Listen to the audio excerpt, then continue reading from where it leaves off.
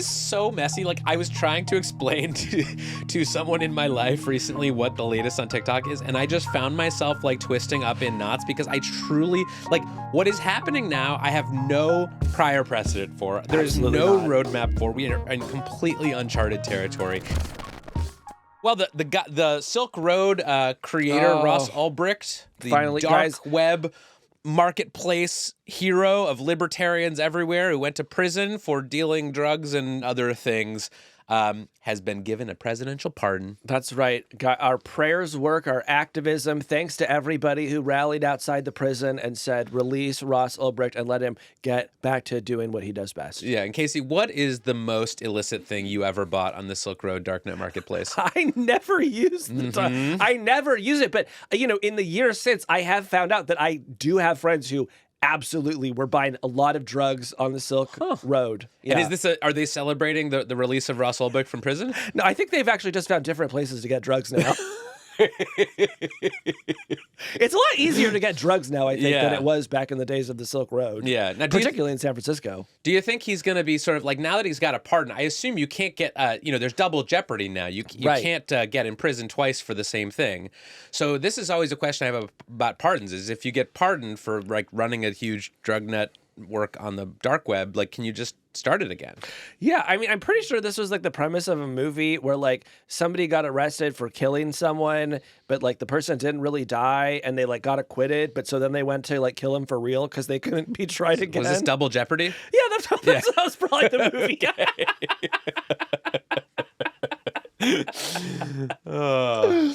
I mean, if you're Ross Ulbricht, what is your next move? Is it podcast? Is it meme coin? Or are you going to be the new crypto czar for the Trump administration? Ooh, ¿por qué no los tres?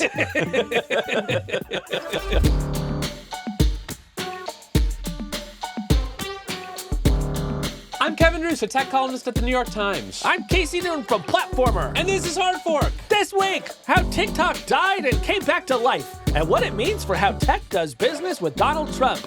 Then, why meme coins are on the rise and how the Trump family is cashing in.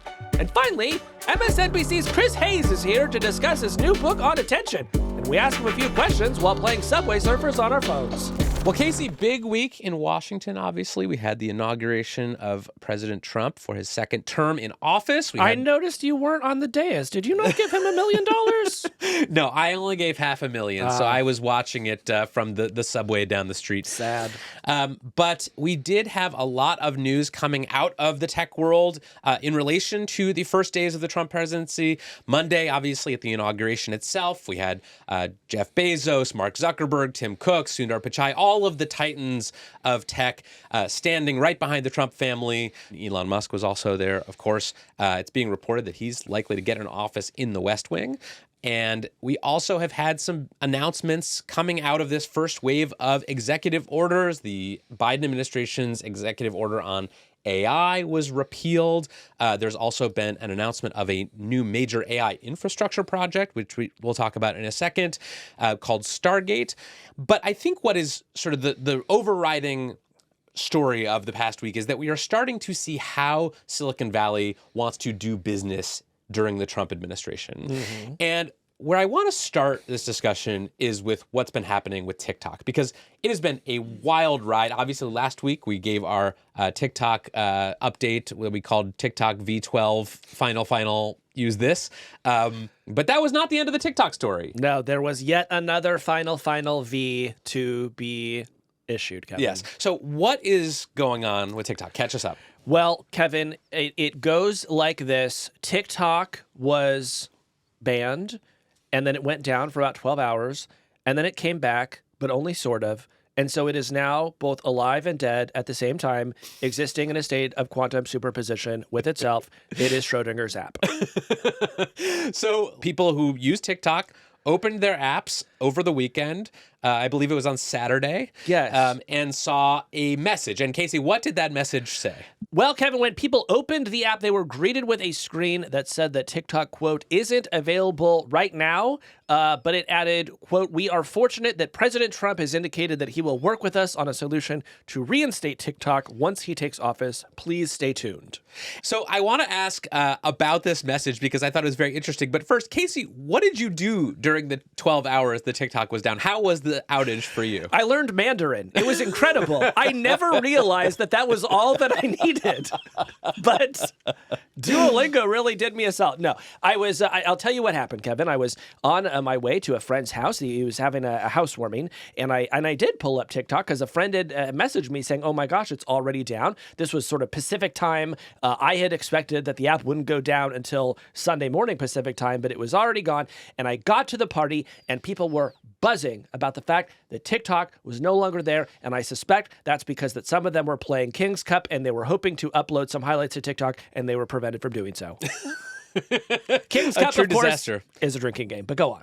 Yes, so in addition to TikTok, a bunch of other ByteDance apps disappeared from the Apple and Google US app stores, including Lemon 8, CapCut, and the one that you actually texted me about with a very alarmed tone over the weekend, Marvel Snap disappeared. Marvel Snap. We have made passing jokes about Marvel Snap over the years. It is a mobile card game. It is so fun. I don't actually have it on my phone anymore because it is the thing that is too addictive for me to be able to get my hands on, but I still watch tons of content of creators playing this video game, and there was never even a hint that it would be in any way implicated in this ban, but it turns out that the publisher of Marvel Snap is owned by ByteDance.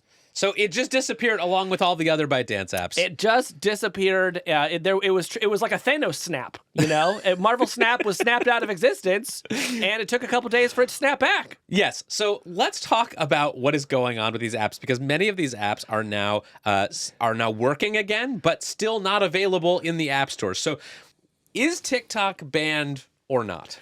Yes. So here's the thing. So TikTok was banned by a law, PFACA, that we've talked about on the show before. And the law did not leave any exception. What it said was the president can issue a 90-day extension for ByteDance to find a deal to divest the app. President Biden chose not to do that. And this banning of TikTok happened as Biden was leaving office, but before Trump had taken office. This weekend, Trump said, no, there is no need for you, the app stores, and all of the ByteDance service providers to take TikTok down. You can leave it up. I have got your back. I'm going to sign an executive order on Monday, and I promise you there will be no legal liability. And so when it gets to Monday, Trump does actually do this, and the companies involved have different takes on this. So Oracle, which provides all of the sort of hosting infrastructure for TikTok in the United States, they say, we believe you, President Trump. We can go ahead and flip the switches on. Akamai, which is what they call a content delivery network that Oracle uses to make sure that you can get your TikTok fix no matter where you are. They say, we believe you, President Trump. We're going to go ahead and flip the servers on. Apple and Google are a little bit more nervous about this whole thing. They're reading the part of the law that says that not just President Trump, but a future president could hold them accountable for enabling this app, which again is banned under the law that was passed by Congress and upheld by the Supreme Court. And that fine, by the way, Kevin, $5,000 per user. TikTok has something like 170 million users in the United States. These fines would stretch into the hundreds of billions of dollars. Yes, these would be ruinous fines if this law were actually enforced according to the letter of the law at any point in the future. Yes, and so that leads to the wild situation that we've been in this week, where if you had already downloaded TikTok onto your device, you can use it essentially as normal. But if you didn't, and you're just hearing about TikTok for the first time on Hard Fork today, and you want to go check it out, you cannot download the app. Like, it literally is not in the App Store. There is no way to get it onto an Android device or an Apple device. Absolutely not. And by the way, the same holds true for Marvel Snap and some of these other apps that were affected. And what about updates to existing apps? Like, can they update the app without going through Google or Apple? No, they can't. And this is one of the big questions that we're all going to have our eyes on over the next 75 days that President Trump is apparently trying to make a deal, is how badly does the quality of the TikTok service degrade? Because, I don't know about you, but I'm looking at my app updates more or less every day because sometimes you'll actually find news in there, right? An app I cover has added some feature and they'll just disclose it right in the release notes. And what you will notice if you do that is that apps like TikTok are updating certainly every week, sometimes every few days. And included in those updates are various bug fixes. Sometimes security vulnerabilities are identified and patched. New features get added. Other features get removed. And now ByteDance is going to be in a situation where into April, unless something changes, they're not going to be able to ship updates to American users. Yeah, so that is the current state of TikTok. It is wild. I don't think we've ever had an app of any size that existed in this limbo state where it is technically illegal under the law, but the service providers, some of them are making it possible to access, but also the app stores are not letting you get it. It is just like, we've never been here before. No, we really haven't. And just to really underscore this, we are in a position where the Congress has passed, the previous president signed, and the Supreme Court upheld a law, and the incoming president said, no, that law does not apply because I say so, and I have the executive authority to say that this law does not apply. In the TikTok case, it feels fairly silly and benign. I can imagine other cases where that would be a huge problem. Yeah, I mean, it does call into question the sort of efficacy of checks and balances, right? Yeah. If a president can just come into office on day one and declare that a law passed by Congress and upheld by the Supreme Court and signed by the previous president is invalid, that does, like Schoolhouse Rock would have something to say about that. Yeah, seems bad, as they say on Twitter. So that's where we are today as of this taping. What happens next? So President Trump comes into office. He signs a bunch of executive orders. He issues a bunch of declarations. One of the things he says is that he is going to extend the deadline for the sort of enforcement of PFACA by 75 days to sort of give the companies involved a way to try to make a deal. Yeah, that's right. And specifically what he says, Kevin, is that he wants to see is for ByteDance to divest TikTok through some kind of joint venture between the United States and TikTok's current owners. There is not a specific plan. It's also not clear what it means that the United States owns 50% of TikTok. Like, are we turning TikTok into a public utility? Yes, let's actually play the clip because I think what you're saying as characterizing his remarks is actually much more clear than what he actually said, which was I just struggled to make heads or tails of it. So let's play Trump's comments when he was asked about the delayed enforcement of the TikTok ban. Elon buying TikTok? I would be if he wanted to buy it, yeah. And on your inauguration, I'd like Larry to buy it too. I have the right to make a deal. So the deal I'm thinking about, Larry, let's negotiate in front of the media. The deal, I think, is this, and I've met with owners of TikTok, the big owners. It's worthless if it doesn't get a permit. It's not like, oh, you can take the U.S. The whole thing is worthless. With a permit, it's worth like $1 trillion. So what I'm thinking about saying to somebody is buy it and give half to the United States of America, half, and we'll give you the permit. And they'll have a great partner, the United States. And they'll have something that's actually more valuable because they have the ultimate partner, and the United States will make it very worthwhile for them in terms of the permits and everything else. But so think of it, you have an asset that has no value or has $1 trillion value. It all depends on whether or not the United States gives the permit. So what I'm saying is let the United States give the permit, and the United States should get half. Sounds reasonable. What do you think? Okay, so the Larry that Donald Trump is referring to throughout that clip is Larry Ellison, the founder of Oracle, which is a provider to TikTok and maybe also a potential bidder. But like, what is he talking about with permits and a deal and this thing being worth $1 trillion? Like, what is, can you translate what he's saying? I'm glad you asked me this because I have a feeling this is going to come up a lot over the next 4 years. And so I just want to say from here going forward, the answer to what is Donald Trump talking about, I truly do not know. And I will not speculate. It would be so irresponsible for me to say that I knew. All we can imagine is that there is going to be some sort of deal, maybe, that looks something like what he proposed during his first administration, which was that he really wanted TikTok to go to one of his supporters. So in the first Trump administration, it was either going to be Oracle or Walmart, which had donated a lot to his campaign, or this time around, it's going to be Larry Ellison of Oracle or Elon Musk, who is his new favorite donor. But what does the actual shape of this thing look like? I don't know, and it is all starting to feel very silly. Yeah, and I'm not even sure what mechanism would allow the U.S. government to get 50% of whatever $1 trillion deal Donald Trump is imagining. I mean, there's a universe in which you could nationalize TikTok or partly nationalize it and have the U.S. Treasury become a 50% shareholder in the new spun off TikTok. But I'm not sure that's what he means. But I mean, can we just say that is crazy? That is in particular, it's crazy for a Republican to propose nationalizing TikTok. I don't even know what that means. Although, presumably, if the U.S. government did own TikTok, then Donald Trump would have a lot to say about how content gets moderated there and, maybe what sort of posts get promoted or not. Right. So now they have this 75-day grace period, this extension via executive order.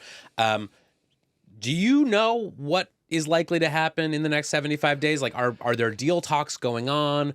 What do you think is going to happen? Yeah, so, a couple of really important things have happened over the past few days, Kevin, and I think chief among them is that the Chinese government has signaled for the first time that it would be okay with ByteDance divesting TikTok. This is huge.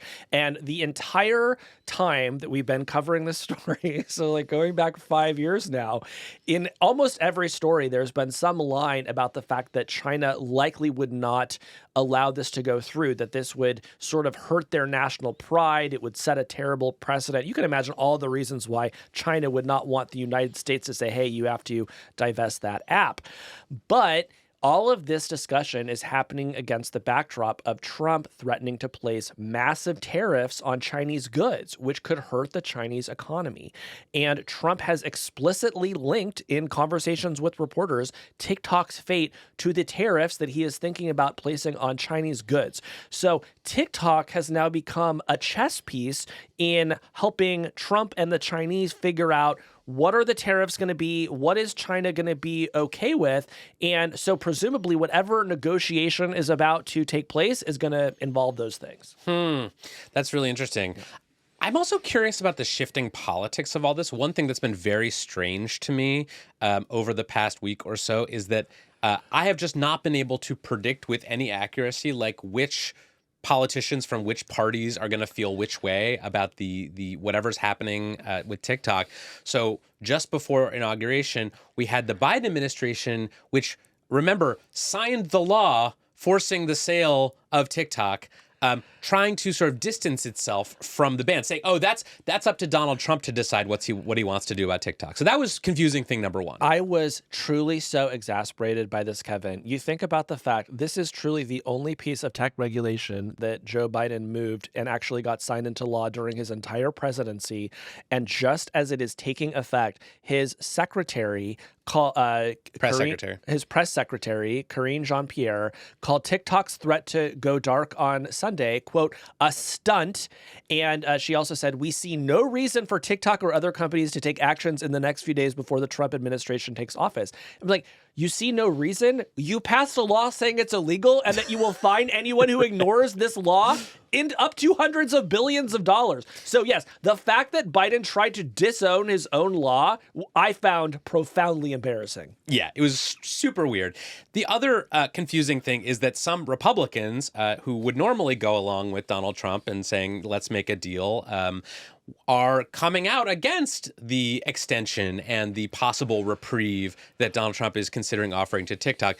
In particular, Senator Tom Cotton posted on Saturday on X, basically sort of saying to the tech companies that are the service providers to TikTok, you better not let this thing back or you're in trouble. He posted, quote, any company that hosts, distributes services or otherwise facilitates communist-controlled TikTok could face hundreds of billions of dollars of ruinous liability under the law.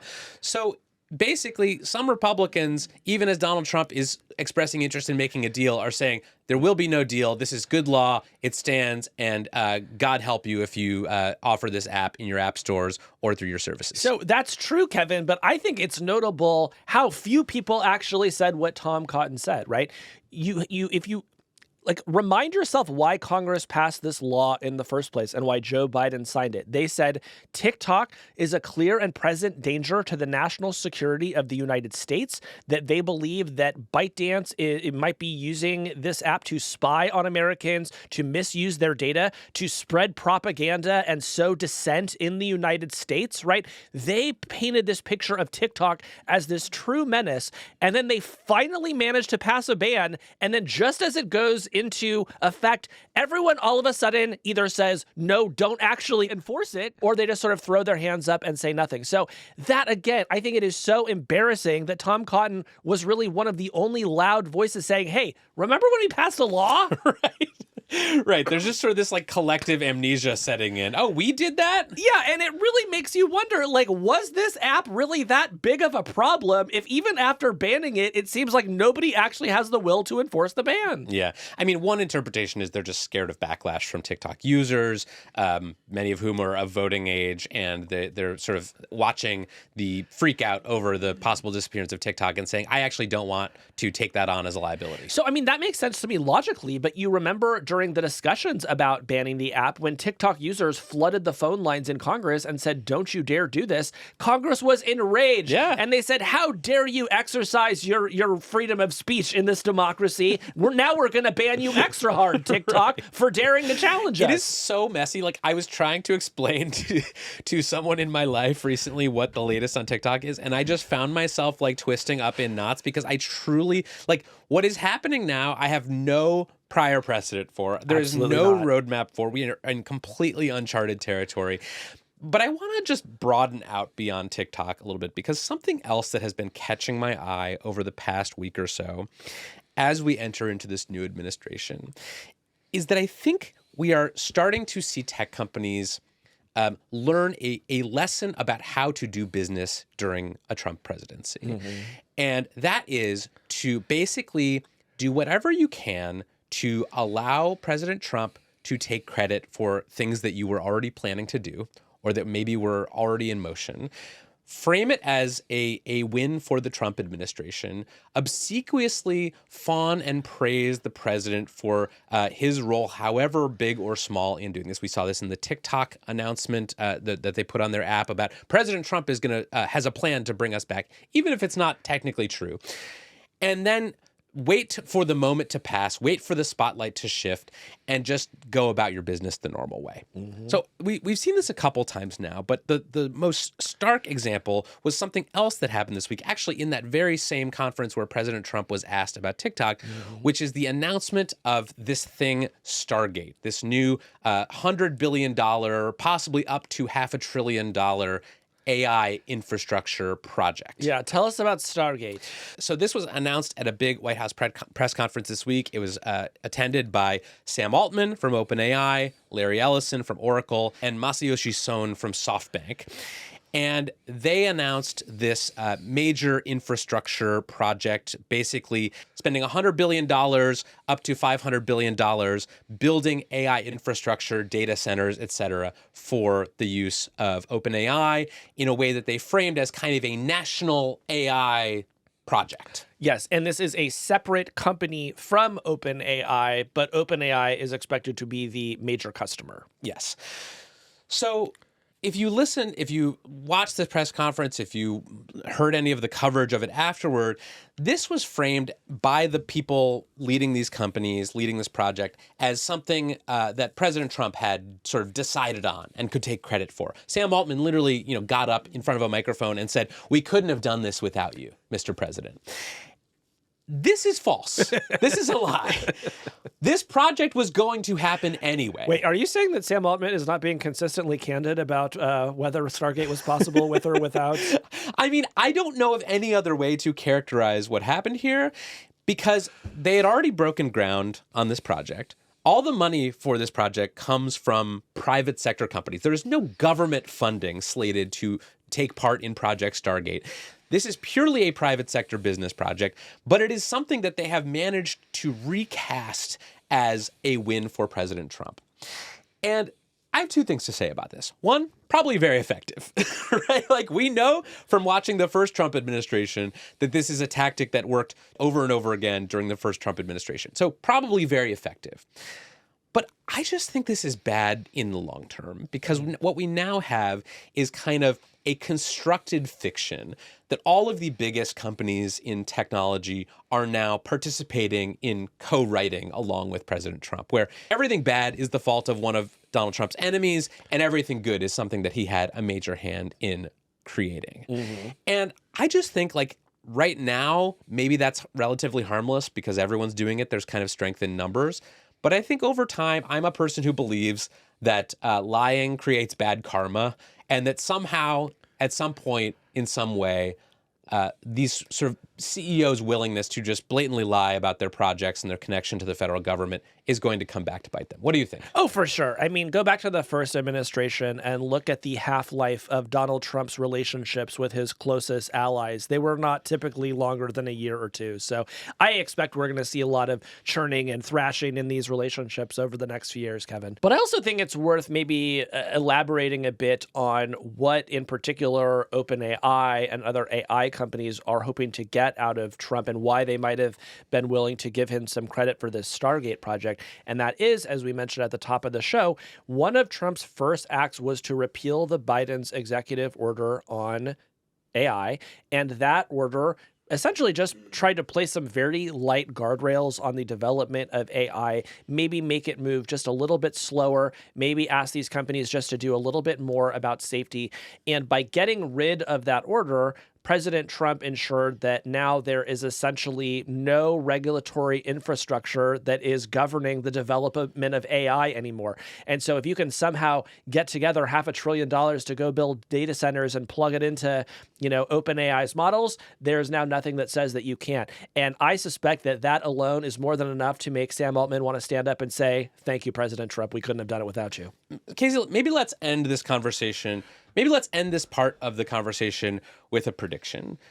75 days from now, 73 days from now, when the extension period for TikTok is over and PFACA finally is slated to come into effect and be enforced, do you think that TikTok will have a new owner? No, I don't. I think nothing could be funnier or more likely than something happening, but just not being wrapped up in 75 days, leading to another extension that is required to make something happen. Can he just keep extending it indefinitely? I think he's just going to keep trying because, again, if he finds out that he can just rule this country through executive order and never needs to pay attention to any laws passed by Congress, I think that would be really interesting information for him. Yeah. What do you think's going to happen? I'll take the other side. I think there will be a deal. Okay.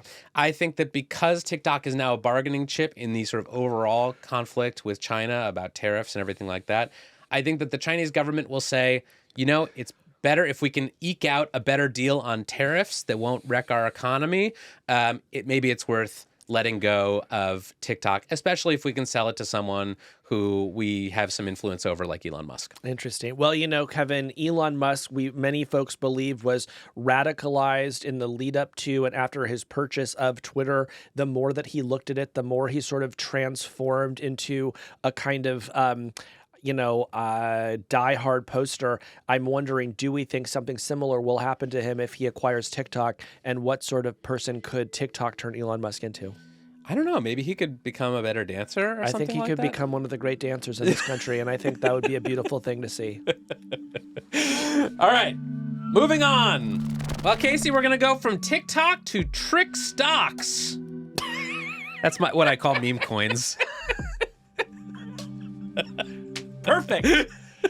Honestly, I'm so proud of you. That is so good, and I'm so proud of you. Oh, I learned from the best. Ladies and gentlemen, Kevin Roose. Perfect. I actually got you to drool. That was good. That was good for me. I'm having a stroke.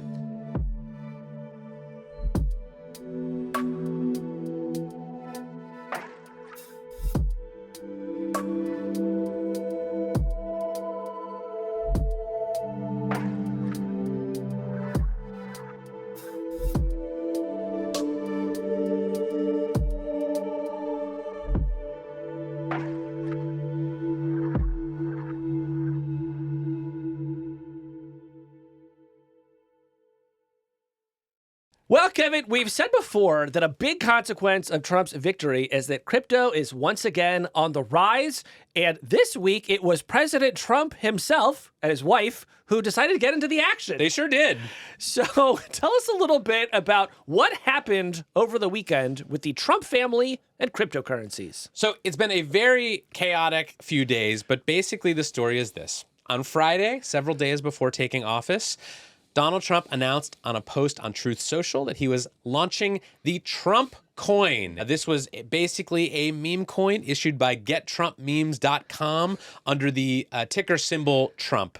And Casey, I know you're saying this sounds like a very valuable asset. I wonder what this buying this token entitles me to. Yeah, what does it entitle me to, Kevin? Absolutely nothing. No. This is a purely speculative instrument. It did not entitle you to, I don't know, a seat at Inauguration or an invitation to an inaugural ball. All it did was say you now own some Donald Trump coin. That's unfortunate because I would think at the very least, if you acquired a certain level of Trump coin, you would be allowed to eliminate at least one regulation of your choice. Maybe that's for V2. Yeah. Now, was the president the only Trump who issued a coin this weekend, Kevin? Well, I'm glad you asked because it turns out he was not. On Sunday, Melania logged on and announced her own Melania meme coin. And this currency, the Melania coin, was also going to be issued on the internet and people could go buy however many they wanted. Now, Kevin, meme coins come and go pretty regularly. Not all of them hit great heights. How did the Trump and Melania coins do over the weekend? So over the weekend, both of these coins surged in value, actually becoming some of the most valuable cryptocurrencies in existence. At various points this week, these coins were worth well over $10 billion.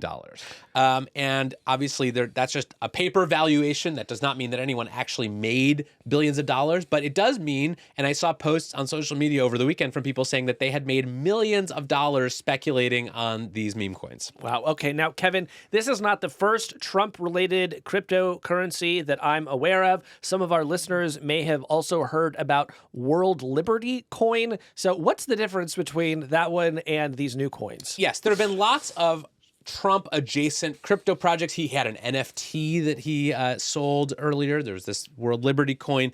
These were sort of loosely affiliated with the Trump family and the Trump business. But these new coins, to the extent that we know who is behind them, they appear to be linked to entities controlled directly by the Trump family themselves, right? So obviously these meme coins, they don't have a lot of transparency. They're not required to disclose everything about their ownership structure. But we know, and people who have been reporting on this have discovered that Trump and his affiliates own something like 80% of the total supply of these Trump coins and 35% of the supply of Melania coins. Got it. Okay. And so lots of folks, myself included, have been referring to these as meme coins. When does a cryptocurrency become a meme coin exactly? Well, there are some people, skeptics, who would say all of these are meme coins, right? They don't have anything fundamental underlying them. I am not one of these people. I think that there's a stark divide between crypto tokens that are supposed to provide some utility, whether it's being useful in paying for things, whether it's being used in smart contracts on the Ethereum blockchain, whether it's money laundering is another one that or comes drug up. dealing. That is a utility. It's not a legal one, but it is a utility. But what separates these meme coins is that they are purely speculative instruments, right? Not even the most hardcore crypto boosters are arguing that these things serve a function in the crypto market.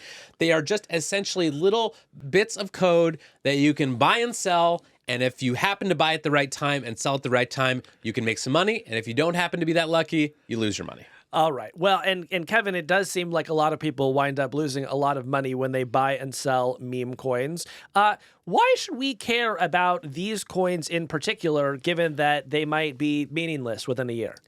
So one of the reasons we should care about this is because it personally affects me and a prediction that I made on this very podcast several weeks ago. Remind us about that. So this was one of my predictions for 2025 in the tech industry, was that a newly released crypto meme coin would briefly reach $100 billion in market cap before crashing. Now, that has not happened yet. The Trump coins have not yet reached $100 billion in market cap, but I feel confident that before the end of the year, one or more meme coins will reach that threshold, and I will be proven right, and I'll get bragging rights.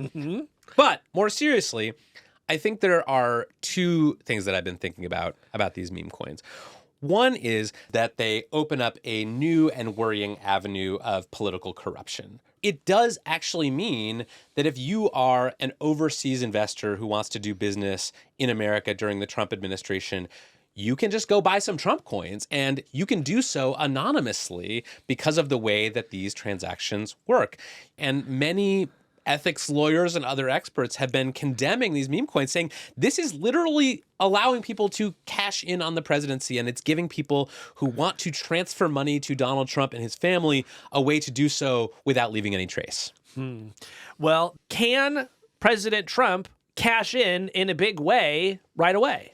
This is, I think, a sort of interesting and important side point, which is like when you hear these figures about how much these meme coins are worth, that does not mean that there's actually money changing hands, except for the people, buying and selling the tokens as speculators. So it's a little complicated because there are basically two ways that you can make money by starting a meme coin. And I know you're interested in starting a meme coin, so this might be directly applicable to you. Okay, I'm taking notes. So one way that you can make money through a meme coin, selling a meme coin, is by doing what's known as a rug pull, which is that you reserve some portion of the coins for yourself and entities connected to you and your family. You hype the coins so that people start buying it because they think they can get rich. And then at a certain point, when you decide that you've made enough money, you sell your coins to the highest bidder. And if the price of the thing collapses, you wash your hands and you walk away. Wow, that seems like a great deal for me. So, yes, it is a great deal. Many people have done this to great profit. But in this case of the Trump coin specifically, there are some protections against rug pulling in this case. So according to the people behind the project, the 80% share of Trump tokens that Trump and his affiliates directly control can't be sold all at once. They are actually doled out over a period of about 3 years. And more relevantly, if they tried to actually sell all their coins at once, it would immediately tank the price of the coin and they just wouldn't be able to do it. So there are some practical and there are some practical considerations that make it hard for them to directly profit from a rug pull right now. All right, so you heard it here from Kevin. This is a safe and good investment, and you might want to move your retirement savings over immediately. No, don't do that. Okay. But there's another way that you can make money, which is on token fees when tokens are bought and sold. So even if the Trump family never disposes of their stake in these coins, they can make a little bit of money every time a Trump coin is bought and sold. And we don't know exactly how many fees they're making on these transactions, but because of the popularity of these coins among people who like to buy and sell meme coins, a director at Coinbase recently speculated that as of Saturday, the Trump family had already made an estimated $58 million in fees just from other people buying and selling these coins. Well, that doesn't seem great, Kevin. I'm curious what people in the crypto industry are saying. Is this a sort of validation for them that, oh, well, even the president has a meme coin now. It's, we're really off to the races with crypto in Trump 2.0. I think some people in the crypto industry see this as a good thing, right? This is more people talking about crypto, maybe a rising tide lifts all boats. But the majority of people I've talked to and heard from and seen posting on social media about this in the crypto industry are very worried about what this means. So Nick Carter, who is a Trump-supporting crypto investor, called the meme coins preposterous and said that the people behind the coins were plumbing new depths of idiocy. That was a great quote. Another popular crypto podcaster, Scott Melker, called these coins a gratuitous cash grab. So there were just lots of people in the crypto industry who said, this is not how we envisioned crypto blossoming during the Trump administration. Could you please lay off the scams a little bit? I mean, it's interesting to hear them say that, and yet I find myself wondering if that is the case, what kind of crypto coin is not a blatant cash grab? Are there a bunch of virtuous crypto coins out there that are just like raising money to fight climate change or something?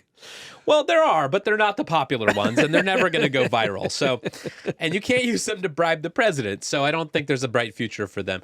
But Casey, more seriously, I'm someone who believes that there is a potential that something good does come from crypto once all is said and done. I just think that what's happening now with the kind of open season during the Trump administration for crypto is not going to benefit the long-term future of the industry. Because if you remember, during the Biden administration, when there was this, crypto crackdown and all the, crypto companies were complaining about how badly they were treated, the thing that they kept saying is, let us build, let us cook, and we will show you how serious and transformative crypto assets could be. Yes. And then the floodgates open, and what happens? The president and his wife start a dang meme coin. So I just think there is this fundamental tension between the people saying this is going to be a serious and transformative application of technology to the financial industry and the people who want to use it to get rich quick. Yes. Also, those people didn't build anything interesting over the past 4 years, and it wasn't just for regulatory reasons. And more to that point, the people who spent the last 4 years telling us about all these serious and beneficial crypto applications that they were going to build tended to come from companies like Coinbase and Kraken, both of which rushed to list the Trump meme coins on their platform and profit from the interest in trading these coins. So these same companies telling us how serious they were about their plans for crypto under the new administration are also rushing to be the first to benefit from the silly meme coins that Trump and his family members are putting out.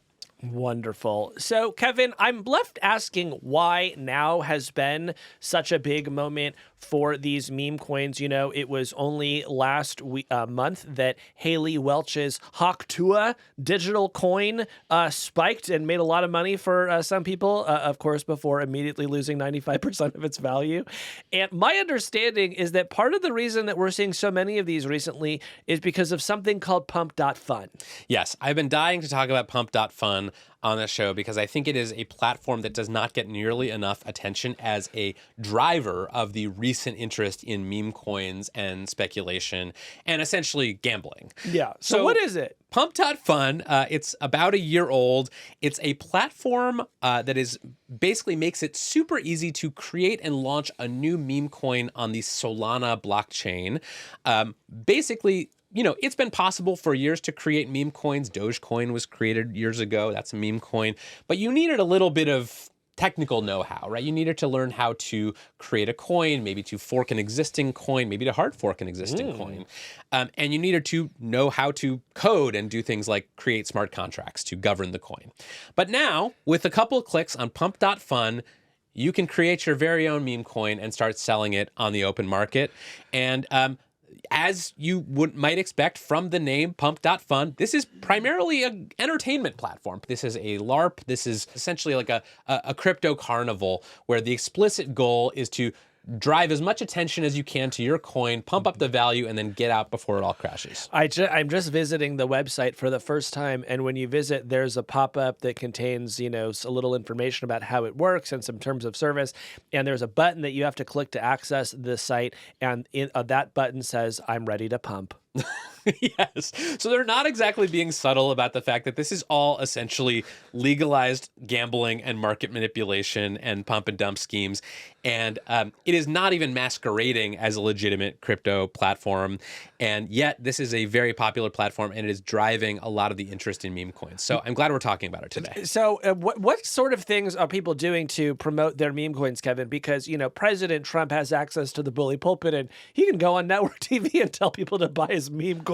But what are the sort of, rank and file coiners doing? So a lot of it is just sort of what you might consider social media marketing, right? They're posting on TikTok and X about this. Some of them have Discords. I mean, they're sort of these collective efforts to just capture as much viral attention as they can and direct it to their coin for some amount of time to raise the price. And then, as we've seen with meme stocks and things like that, once it gets a certain gravity to it, people just start piling in because they think they can time the market and basically get out before the thing crashes. Right. And this is as you say, it's becoming a form of entertainment for people who love to gamble. Yes, and in some cases, people are making lots of money. Some people are losing lots of money, probably more people losing money than making money.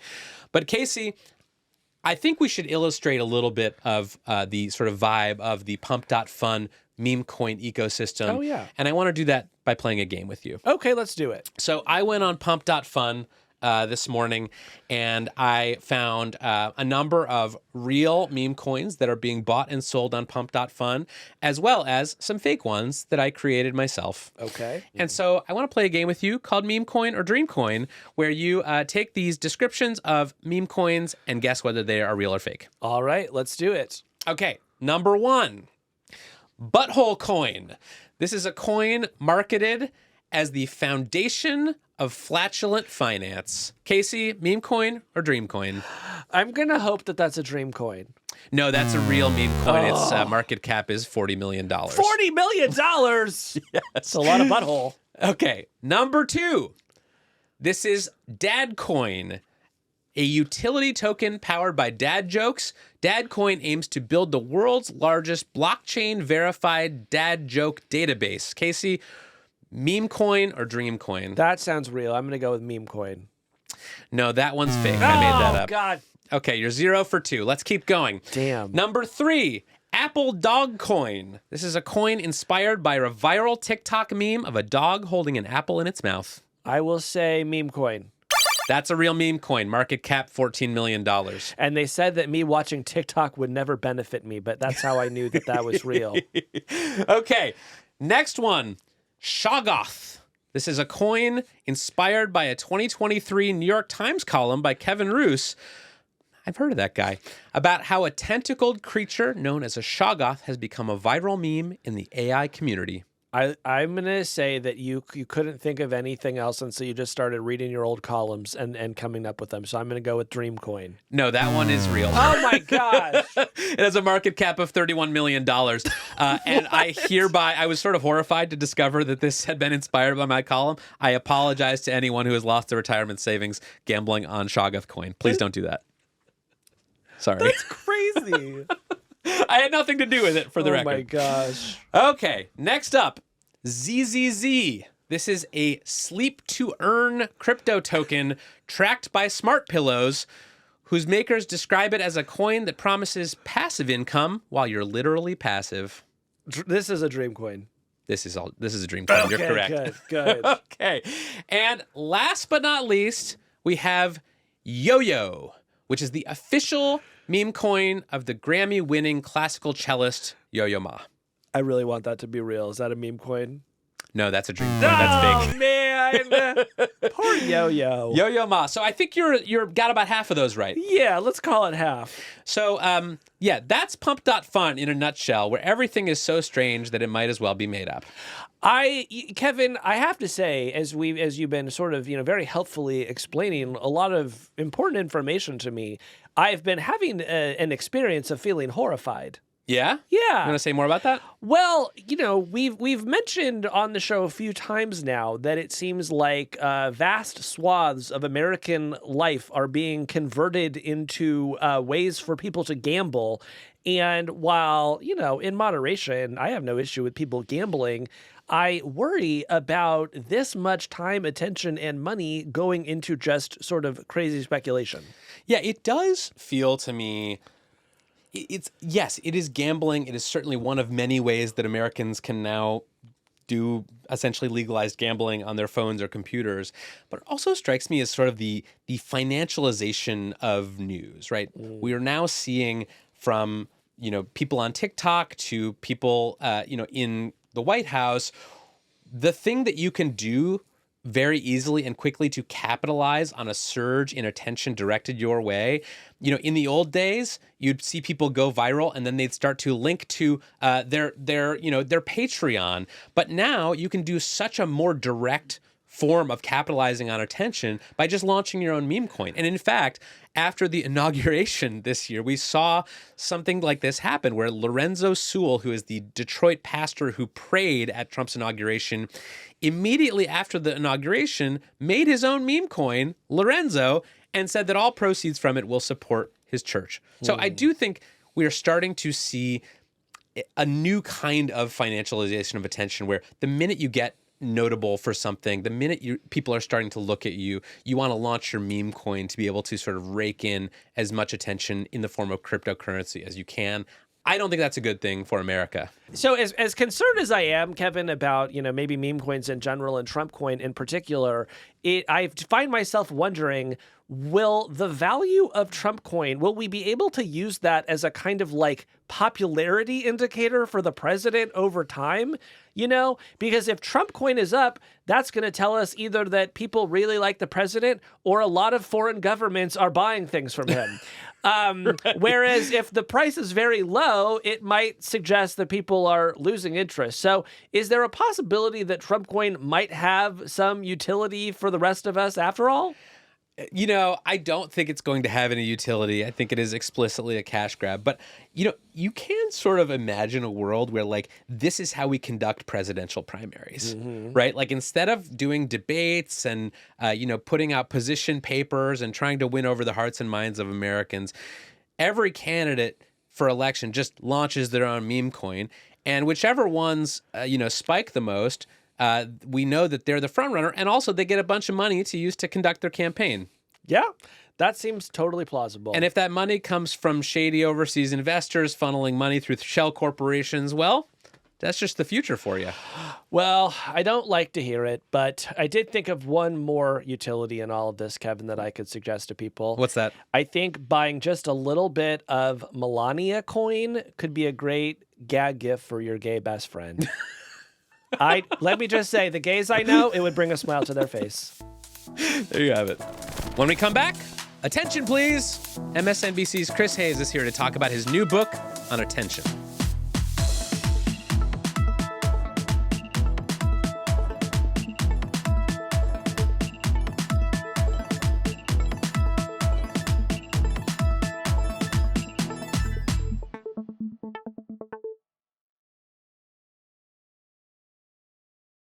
Well, Casey, I need your attention. Kevin, I'm trying to catch up on my email right now. What is this about?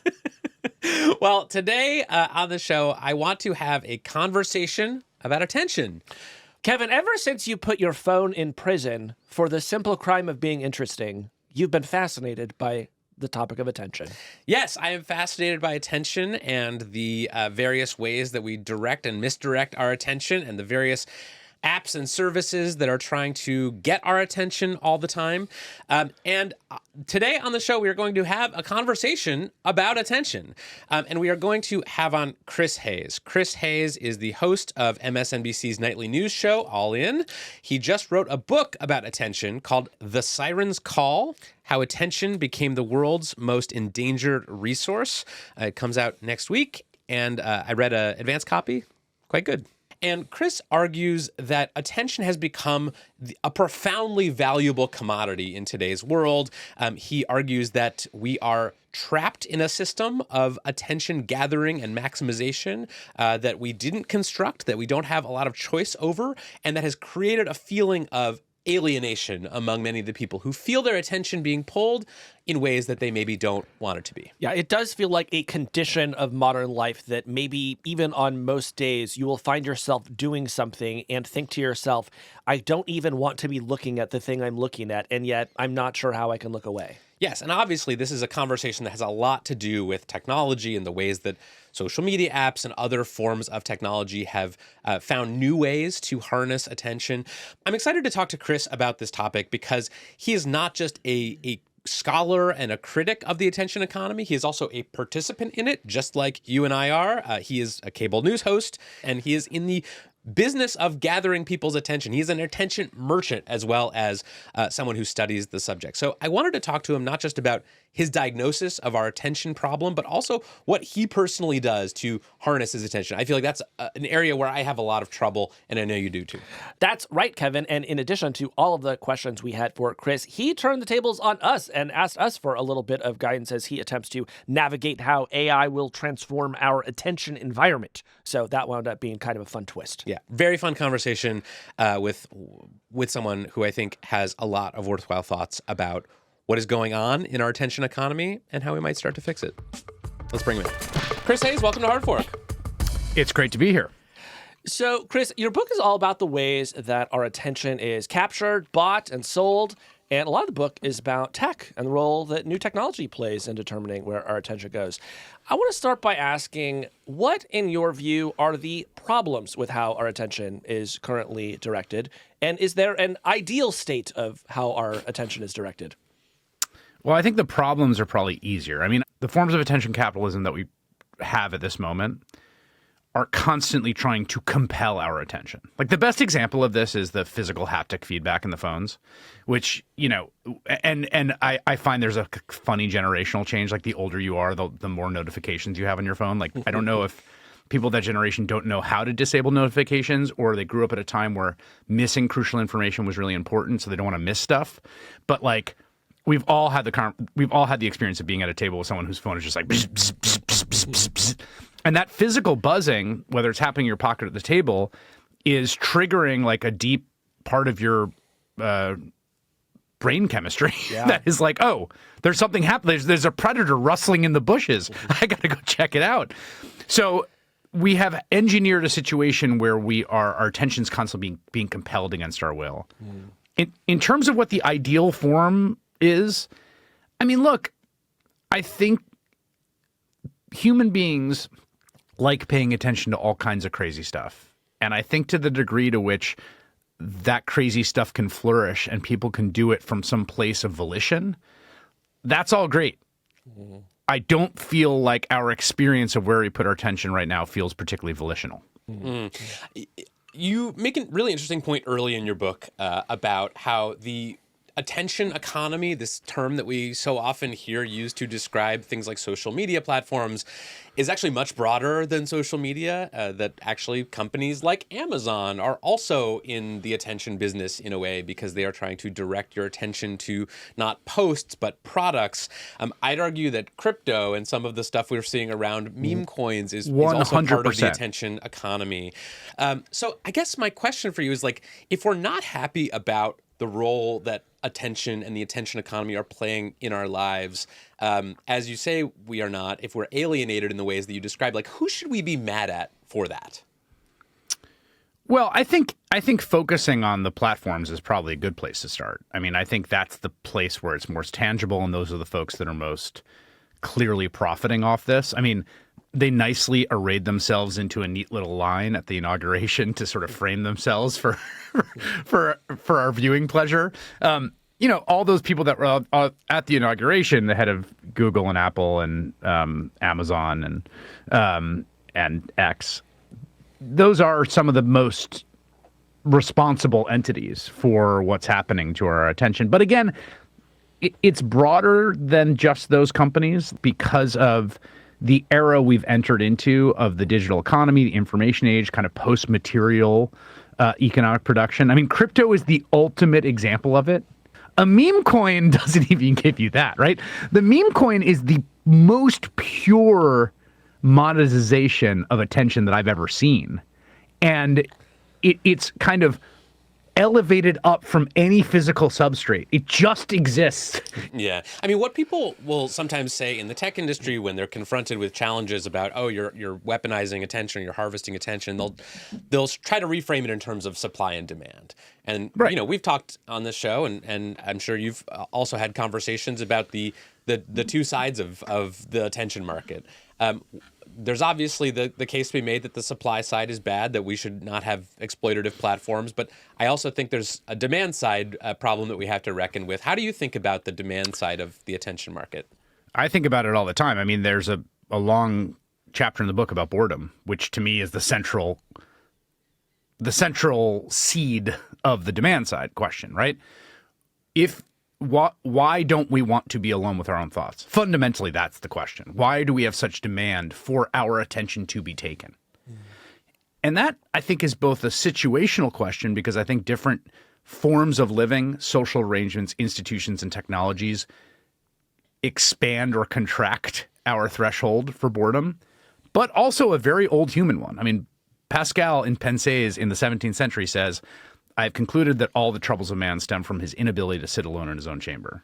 Now, he didn't have TikTok, he didn't even have TV, he didn't have radio, and yet that sense of restlessness is there in the 17th century. So part of this is the lot of being a human, sitting in this one mind we have with its whirling consciousness and the fact that we have to deal with those own thoughts. And the demand comes from that. It's speaking to something essential in us. Like, very clearly, if you gave Blaise Pascal TikTok or the people he's writing about in the 17th century, they would have been like, hell yes, dude, like, give it to me. They would die instantly. They would be dead. They would kill the medieval peasant. They would stop eating. They would just be in their chamber going through videos and never forget to eat and drink. 100% true. It's interesting to think about the idea that human attention has always wanted to be 100% saturated, that people have always been uncomfortable sitting alone with their own thoughts. And it is only now, because of technological innovations, that we can actually saturate it 100%, that for the first time, there now actually is an infinite supply of things to look at and to do. And maybe that's sort of at the root of the discomfort that you're writing about. I think that is at the root, although I would say one thing to slightly amend that, which I think is quite important. There are certain things we have that are genuinely human universal, like, for instance, hunger, right? There is no human under any social conditions that doesn't experience it. Like, you have to eat, you have to have calories to live. Boredom actually is not a universal human experience. And the reason we know that is because there are societies that live entirely outside of modernity, hunter-gatherer tribes that, from all that we know, do not experience boredom. There's a great there's an anthropologist who studies Aboriginal people in Australia who I quote in the book, and among the Walpiri people, which is their name, they don't have a word for boredom, and when they have to describe it, they use the English word. It's a literal import, and it's an import both as a lexeme and as an experience. And people that spend a lot of time in non-modern societies will tell you that there is a tremendous amount of sitting alone with your thoughts, sometimes together, sometimes alone. So there is something about the experience of modernity writ large that has a relationship to boredom that not all humans experience in the same way. Chris, I'm wondering, I can imagine someone hearing this interview or reading your book and saying, well, I'm not sure that I buy the assumption that our attention is sort of more fractured and that we have shorter attention spans than at any point in human history, because I observe, and I'm saying this as me, like, when I ask people what they're listening to, what they're watching, people are out there listening to 4-hour podcasts, Chris. Yes. People are out there watching YouTube videos that are 2.5 hours long, and it seems like the sort of shortening attention spans, which is the classic complaint that older people have about younger people throughout the eons, just doesn't seem to be aligned with the reality, which is that people are actually willing to sit through long and, to my mind, boring things when it suits their needs. So how do you reconcile the crisis that many adults are feeling about, especially young people's attention spans, with the popularity of these super long-form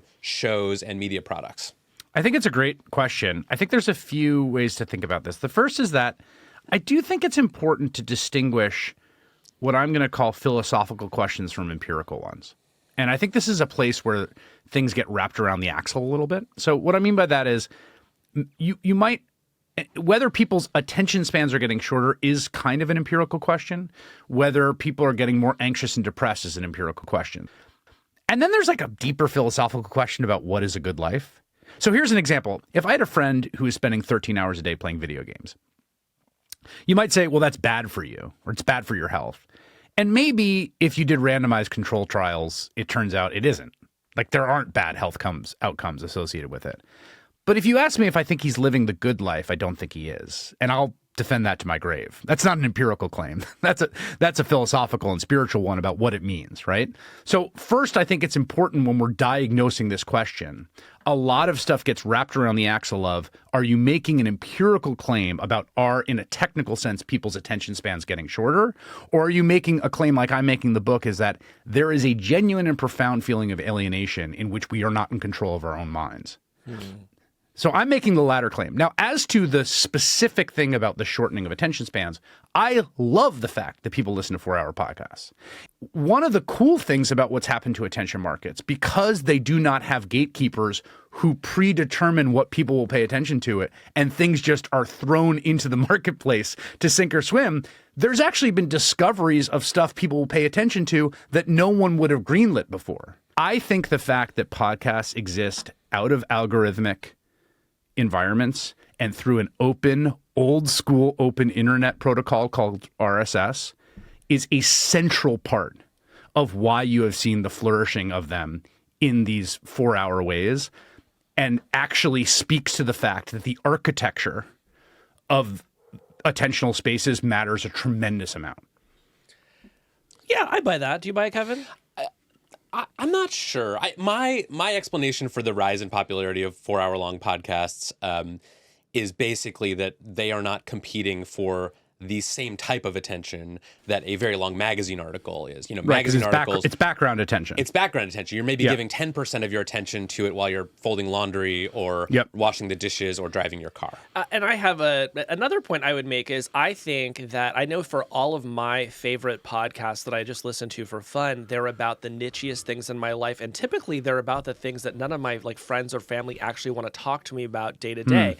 And I think this is inextricable from the problem that you're writing about, Chris, because the reason those podcasts are so exciting to me is part of me can't even believe that this media exists, because I grew up in the 80s and 90s when I just had to sort of absorb whatever was, mass culture. mainstream. Yeah. But now media creation is so democratized that no matter, you name the nichiest thing in existence and there's a great 2-hour podcast about it. So I think that's the kind of the double-edged sword here, right?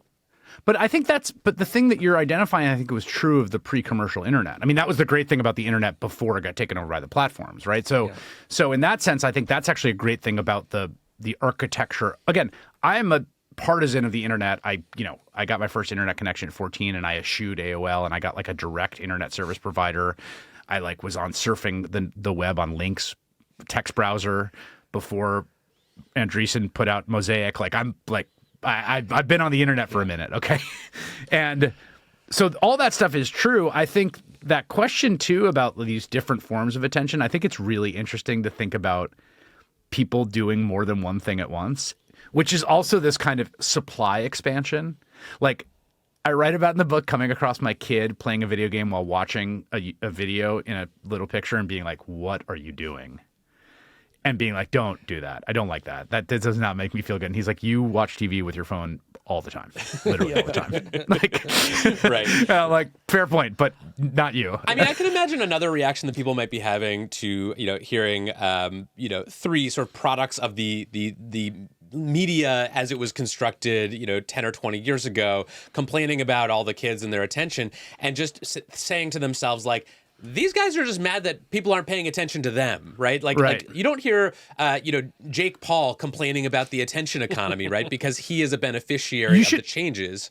Yes, although read an interview with Mr. Beast. I mean, it's really interesting, actually, because he in interviews, he talks about this guy's a genius at hacking this. And he finds it oppressive, actually. He said that in interviews. And I want to be clear here. I actually think the kids are in better shape than the elders on this. I think one of the things I think that happens with this concern is that it gets projected onto children obsessively. It's, I think, worse on people older. I think actually they're better at screening information. I think they handle it better. They're more native to it. And one of the points of the book is I'm talking about myself. I'm talking about myself, my parents, I don't think this is a problem with the youth. I think this is a problem for all of us. So, what would make you feel better about your own attention? What are some things that could happen that would make you say, okay, we're starting to get this problem under control? Do you mean individually for myself or collectively? Yeah. For you personally, because you're sort of saying that just a lot of what you're writing books. about is about your own experience. Yeah. I think a big marker is reading books. I think that is, to me, a real concrete example. And I have forced myself to do more reading. Part of writing this book, honestly, was binding myself to the mast that made me read books. I had to go back and read works of philosophy I hadn't touched either in years or never touched. And that's hard reading. That's the kind of reading you don't do when you leave college or grad school, where you're not just sitting at the beach. It's each sentence. And that work, getting those muscles back, was really hard and invigorating. And that us being able to do that collectively is pretty important to me. I think actually, again, this I will 100% to cop to sounding like a fogey. I genuinely think self-governance hinges on our ability to do that. What about your own sort of personal tech stack? Like, how do you direct your attention? What's on your home screen? Do you use any apps or services that are sort of designed to help you focus your attention? For a while, I really, really relied on being a power user of Twitter and having different feeds and different people, and that has been shot to hell because it's just a useless... It's a useless tool for what I used to use it for, which was actually getting information. You just can't really rely on that for anymore. I'm trying to recreate a bit of that in Bluesky with some success. The degree to which you can connect yourselves to people with actual genuine domain expertise in a given thing, that's the most valuable thing for me to seek out in the internet and to try to maximize my ability to funnel into me. Chris, I can't let you come on this show without asking you about AI. And what is that? I haven't heard of that. Are they doing something with that now? We talk about it once or twice. I can imagine two ways that someone like you could feel about the rise of AI, and they're essentially mutually exclusive. One is AI is going to be horrible for our collective attention harnessing and focusing because we're all going to be confronted every day with a slew of hyper-personalized media that is generated specifically to cater to our tastes. And boy, if you thought people were addicted to their phones before, just wait till they've got their chatbots in there telling them that they love them and all this personalized media. And so our attention is going to be harder to corral than ever before. I can also imagine a more optimistic take that AI is going to help us with our attention because we can dispatch AI to go read all the news for us and summarize what's most important, or watch every video on TikTok and tell us what the best memes are, and we can kind of offload some of that cognitive burden to AI.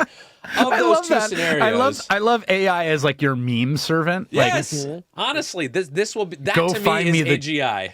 I mean, I want only the literally is an dankest. AI I want the meme servant. 5 dankest memes today. Please go retrieve for me the 5 dankest memes. But like when you think about AI and attention, do you feel like one of those scenarios is more likely than the other? I feel totally lost on AI in the sense that I have zero trust for my own instincts of what it will be. I think the thing I think about it most is like the late 90s tech boom, where there was both a lot of genuine innovation and a lot of like ludicrous froth. And then a lot of things that people were trying to do before the technology was there. Yeah. We have what do you think? What do you think? So I'm optimistic about this, in part because I read the chapter of your book where you talk about spam and the sort of equivalence of spam in today's attention environment. And I know that compared to 10 years ago, I encounter a lot less spam in my email inbox than I used to. And that is not because of anything that I've done. That's because AI got better at filtering out spam. And so I do have some hope that, and we're already starting to see this. I know someone who programmed a ChatGPT task the other day to email him or give him a message every morning of, everything that Donald Trump did the day before ranked in order of importance. And like that kind of thing feels possible to me in a way that it did not a couple of years ago. And that could actually save us some time watching cable news. No offense. Well, we don't want that. But let me ask you, can I keep asking you questions? Is that all right? Yes. Yep. How much are you two using ChatGPT in your workflow? Constantly for everything? Every day for everything. Sorry. Really? Yes. Okay. I gotta do. I'm not. I feel I feel a little like I'm just walking around. I'm listening to the Strokes in my skinny jeans, like a just dude that just stopped, and I can't. Like it just seems. I don't know, it's like a new thing. I got to go interact with a new thing. I don't want a new thing. Wait, can I say something about AI and attention, though? Yes. Because, Chris, you were sort of joking a few minutes ago about, an AI meme servant. That is explicitly what TikTok was set up to be, right? Is we are going to look at literally everything, and just based on engagement signals, we're going to serve up the things that you're most likely to enjoy. And the state of the art is already pretty good. I think one reason why TikTok got banned is we have this sense that, gosh, it's kind of spooky good at understanding what I like.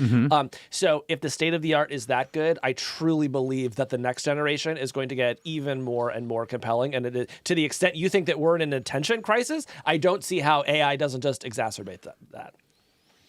Well, AI will create the TikToks and distribute the TikToks, and then I will use my AI servant to screen go the watch all the TikTok. TikToks for me. Can I make another point? We've gotten sort of very shaggy. We're and way loose in over this, time, but it's and we're way fine. over time. But I'm enjoying this. I'm sorry. Because- I really no. did hide, but I'm just curious how it you was, guys I use think it. we can all agree it was Kevin's fault. So you were talking earlier about books, and this is something that I share with you. Every year, I think, gosh, I wish I could read more books.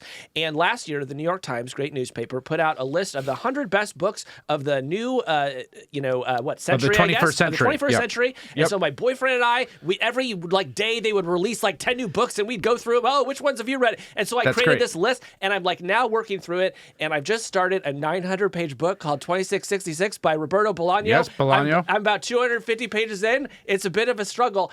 And It is. part of me feels like exactly everything you said, Chris, of like, gosh, if only Twitter had not destroyed my brain, I'd be sailing through this thing. But there's this other element, though, which is just that books are not as culturally relevant as they were like when I was an English major at Northwestern University. And I think one of the problems I have trouble getting through books is because none of my friends and family are talking about any of the books that I'm reading. And I just think that speaks to the fact that, like, as the years go on, the cultures evolve, the media formats Yes. change, and our attention naturally shifts, and it's less of an algorithmic thing and more of just a cultural evolution.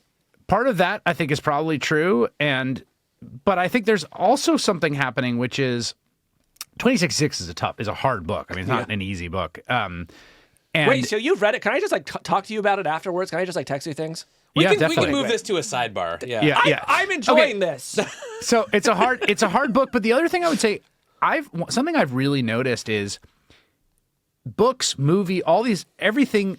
The form of things is influenced by the attentional environment they're in. So one of the things I've really been noticing, if you go back and you watch a movie from the 1970s and 1980s, they're paced so slow. much more slowly. They are Oh my so God. slow. And why are they slow? They're slow because what else are you going to do, dude? You just spent $15 or $6 or $5. You're in there. You got nowhere to be. You got nothing to do. If Robert Altman wants to take his sweet time setting up the first 20 minutes of this movie. And so we are now, because things respond to the attentional environment, everything is conditioned to move much more quickly. And so when you try to get something from outside that, it feels slow. I mean, even writing this book where I was working so hard to keep people's attention, to stay present vocally in people's ears, like it does change the way that everything gets created. Yeah. I mean, but again, fast forward to today. Watch the 4th episode of any Netflix show. They didn't need to make it. You could just delete it and move right on. You know what I mean? Sometimes I think things are still pretty slowly paced. Yeah. Well, Chris Hayes, thank you so much for coming on. The book, The Sirens Call, is available next week, January 28th. I have read it. It is quite good, and I recommend it. Thanks so much for your time. Thanks, guys.